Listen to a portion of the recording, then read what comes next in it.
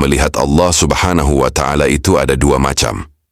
Pertama, melihat jamalullah tanpa perantara cermin kalbu. Kedua, melihat sifat Allah Subhanahu wa Ta'ala di muka bumi dengan perantara cermin kalbu, yakni dengan penglihatan mata hati dari pantulan cahaya jamalullah. Allah Subhanahu wa Ta'ala berfirman, hatinya tidak berdusta terhadap apa yang dilihatnya. Quran Surah An-Najm ayat 11. Nabi SAW bersabda, kalbu seorang mukmin adalah cermin dari Allah yang bersifat al-mukmin. Hadis riwayat Abu Dawud. Kata al-mukmin yang pertama pada hadis tersebut adalah kalbu hamba Allah Subhanahu wa Ta'ala yang beriman. Sedangkan al-mukmin yang kedua adalah zat Allah yang memiliki sifat al-mukmin. Allah Subhanahu wa Ta'ala berfirman, yang maha sejahtera, yang menjaga keamanan, pemelihara keselamatan. Quran Surat Al-Hasyr ayat 23. Jadi manusia yang mampu melihat sifat-sifat Allah Subhanahu wa Ta'ala pada segala sesuatu yang ada dan terjadi di muka bumi ini, berarti dia pasti akan melihat zat Allah di akhirat, alam lahut, tanpa perantara. Melihat sifat-sifat Allah Subhanahu wa Ta'ala inilah yang sering diakui para wali. Seperti halnya pengakuan Sayyidina Umar bin Al-Khattab radhiyallahu anhu, hatiku melihat Tuhanku dengan cahaya dari Tuhanku. Sayyidina Ali bin Abi Thalib radhiyallahu anhu juga berkata, aku tidak beribadah kepada Tuhan yang tidak aku lihat dengan mata hati. Semua penglihatan yang dimaksud tersebut adalah penglihatan pada sifat-sifat Allah Subhanahu wa Ta'ala dari segala sesuatu yang ada dan terjadi di muka bumi ini. Seperti halnya seseorang yang melihat sinar matahari dari mishkah, lubang yang tidak tembus. Maka sah-sah saja dia berkata, aku melihat matahari dengan cara apapun. Terkait dengan sifatnya, Allah Subhanahu wa Ta'ala telah memberikan perumpamaan di dalam kalamnya. Perumpamaan cahaya Allah adalah seperti lubang yang tidak tembus yang di dalamnya ada pelita besar. Pelita itu di dalam kaca dan kaca itu seakan-akan bintang yang bercahaya, seperti mutiara yang dinyalakan dengan minyak dari pohon zaitun. Quran Surah An-Nur ayat 35. Para ahli tasawuf mengatakan bahwa yang dimaksud dengan mishkah adalah kalbu orang mukmin. Sedangkan yang dimaksud dengan lampu adalah sirri al-fuad, rahasia mata hati, yaitu ruh sultani.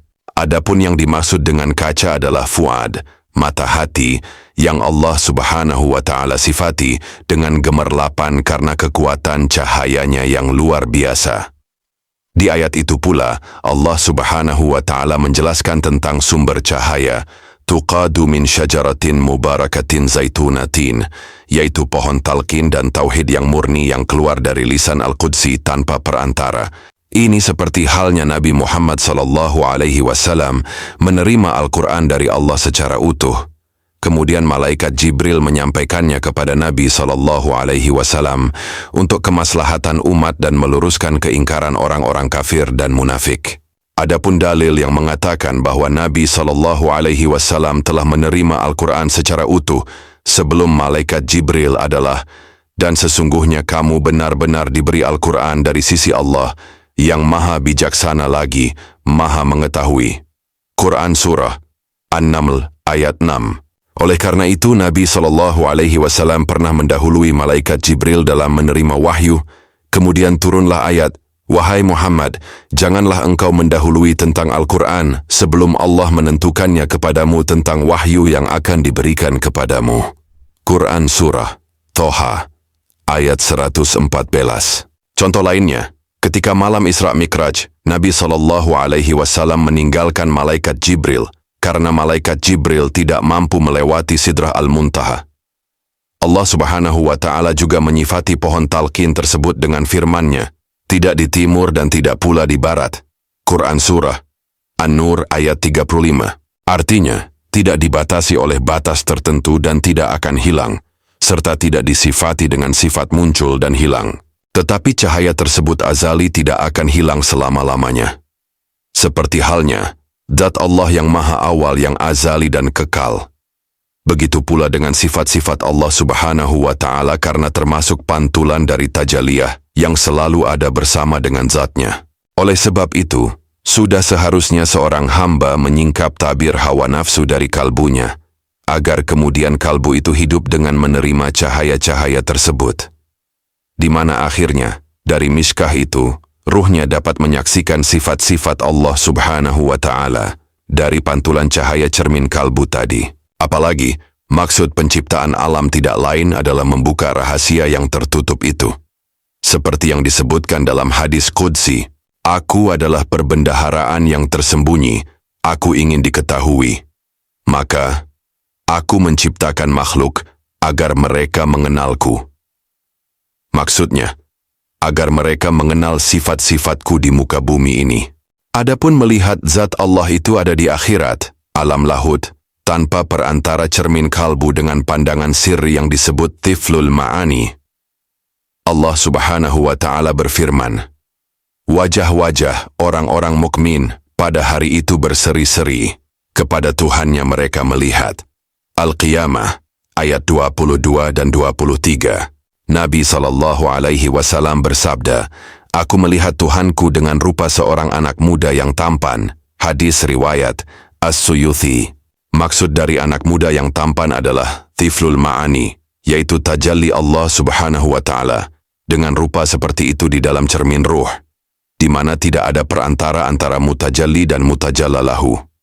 Yang dimaksud dengan hadis tersebut bukan berarti bahwa Allah itu tergambar sebagai rupa seorang manusia, karena Allah Subhanahu wa Ta'ala bersih dari segala rupa, bentuk, jenis, dan fisik.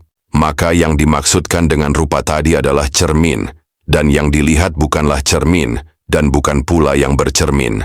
Pahamilah, sebab ini adalah hal yang maha rahasia. Ini semua berada di alam sifat, bukan di alam zat, karena di alam zat semua perantara akan lebur, dan di sana tidak ada apapun kecuali Allah. Sebagaimana sabda Nabi SAW, "Aku mengenal Tuhanku oleh Tuhanku." Artinya, aku melihat dengan cahaya dari Tuhanku. Sedangkan al-insan al-hakiki adalah mahram bagi cahaya tersebut. Allah Subhanahu wa Ta'ala berfirman dalam hadis Qudsi, "Manusia adalah rahasiaku, dan aku adalah rahasia manusia." Rasulullah SAW juga bersabda, "Aku, Muhammad, dari Allah dan orang-orang beriman dari aku." Allah Subhanahu wa Ta'ala juga berfirman dalam hadis Qudsi, "Aku ciptakan Muhammad dari wajahku." Adapun yang dimaksud dengan wajah Allah adalah zat suci yang bertajalli dalam sifat kasih sayang. Sebagaimana firman Allah Subhanahu wa Ta'ala dalam hadis Qudsi, "Sesungguhnya rahmatku mendahului marahku." Hadis riwayat Al-Bukhari.